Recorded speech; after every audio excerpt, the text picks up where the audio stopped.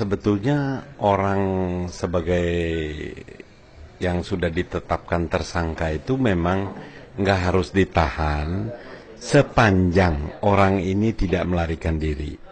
Itu sudah ada pencekalan. Sepanjang orang ini tidak menghilangkan barang bukti, itu sudah disita, videonya sudah disita. Tapi alasan ketiga, tidak mengulangi perbuatannya ini yang tidak bisa dapat jaminan dari Ahok. Buktinya, baru sehari ditetapkan sebagai tersangka, dia sudah membuat blunder baru. Dia sudah menyakiti hati umat Islam dan orang-orang yang ikut unjuk rasa tanggal 4 November. Dengan menyatakan wawancara dengan TV asing, dia bilang itu yang ikut itu dapat bayaran 500.000. Nah, yang begini nih polisi harus tanggap. Orang ini harus ditahan. Oke lah tahanan, nggak tahanan di penjara, tahanan rumah. Kenapa? Kalau tahanan rumah itu dia dibatasi, dia tidak bisa bikin konferensi pers sembarang, karena orang yang masuk rumah dia itu sudah mendapat pengawasan yang ketat.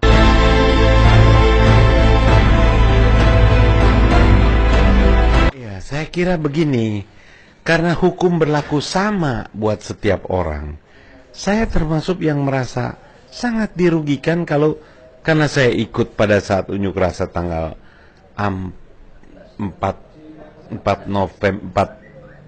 November, 14 Oktober, 4 November, dan yang 4 November ini dia bilang, kita dibayar, ini kita harus melaporkan ini ke kepolisian, karena ini bentuk perbuatan yang melanggar pidana. Ini hukum pidana, ini harus ditegakkan. Ahok harus diperiksa, dia harus bisa buktikan, apalagi dia mulai bawa-bawa nama Jokowi. Jokowi tahu itu semua, bahwa kita ini dibayar, demo-demo yang dibayar. Ini saya kira ini penyesatan. Jadi kita lapor, kemudian kita awasi terus. Dan saya berharap pemerintah jangan memperpanjang ini urusan. Urusan ini sangat sederhana. Contohnya ada orang yang menista agama langsung diproses, dipidana, selesai. Gitu.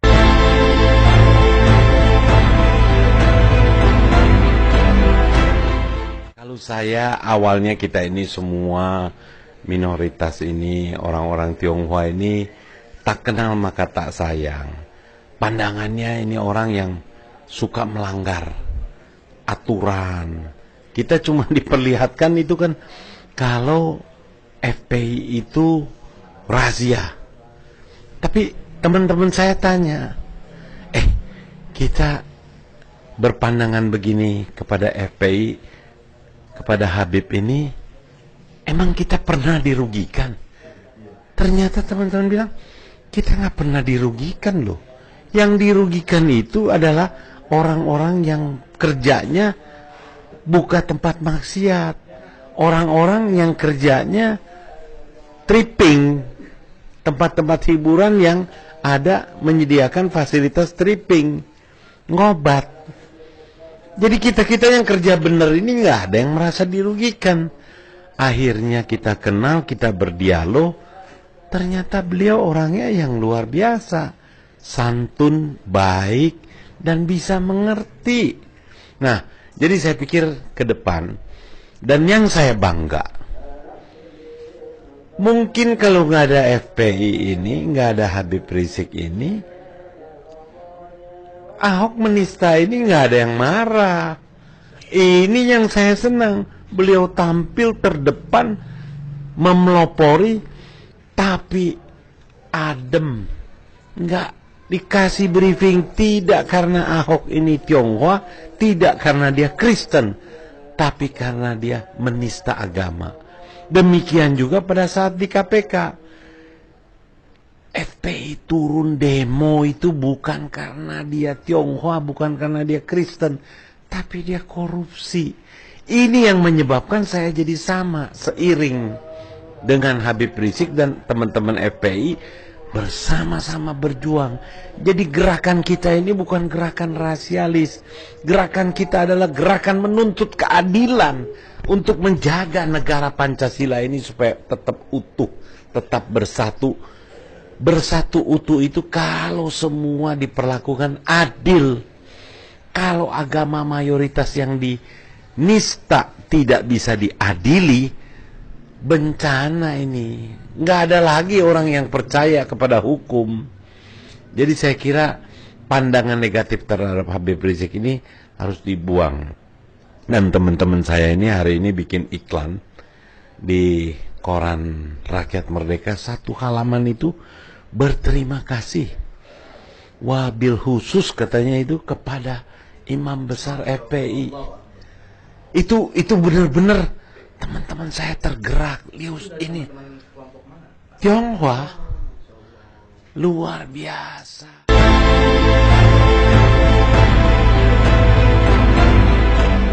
Itu udah biasa. Ini kelompok Ahok ini justru dia yang memecah persatuan yang sudah terbina baik selama ini. Dia selalu menyebarkan isu-isu yang menimbulkan pertentangan antara agama, antara suku. Nggak ada itu. Kalaupun ada demo ini, kalau ada besok demo lain itu, karena pemerintah tidak bisa menegakkan hukum, itu pasti ada demo lagi. Jangan dipikir masyarakat Indonesia atau khususnya umat Islam takut sama gas air mata, takut tembakan-tembakan tentara polisi. Nggak ada. Sekarang bisa tenang ini karena lagi melihat kesungguhan, keseriusan penegak hukum melaksanakan hukum. Tapi kalau dia main-main, jangan salahkan. Saya pasti juga ikut di paling depan untuk menuntut keadilan. Jadi kalau sekarang di medsos gitu, itu biasalah. Orang semua tokoh-tokoh yang serang Ahok, yang protes Ahok jelek, itu dibully abis-abisan. Tapi kan kita akhirnya jadi tahu, inilah cara-cara jahat daripada Ahok punya pendukung untuk menjatuhkan image orang. Dan untuk pejuang tidak akan mundur cuma karena begitu. Ingat itu.